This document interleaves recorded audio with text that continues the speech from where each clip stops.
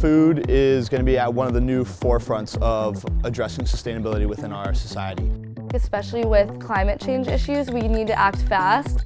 The way that we eat has a lot more impacts on our carbon emissions than even our cars and planes. It is an important time for us to push past those methods that we've been using in the past and find a different approach. How do we become a more inclusive, more sustainable, more open community? Oat milk is definitely becoming more of the norm, and just plant-based alternatives in general.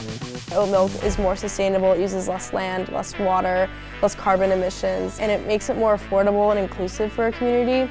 People with soy allergies, dairy allergies can enjoy this.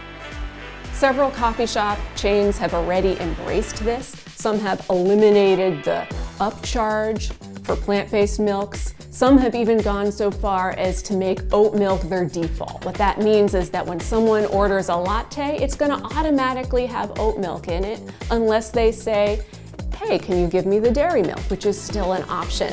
Coffee shops really can stay on top of this shift in consumer interests and tastes by just switching to oat milk as the default. We're talking about a 50 to 80% reduction in the consumption of animal products without anybody becoming vegan or vegetarian, without anybody even deliberately deciding to do something differently. Just by the institution saying, we're going to default to oat milk instead of cow's milk.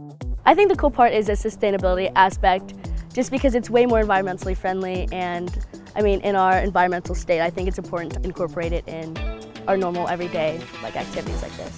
This is a change that we see picking up in universities globally. We see it taking place in other coffee shops, and we don't think it's going to be long until we see oat milk and other plant milk served as the default in coffee shops everywhere. We all have the opportunities in the organizations, institutions, and companies that we inhabit to at least try things for a particular period of time. Through accepting change, especially something as little as oat milk by default, we can actually start to make those larger differences.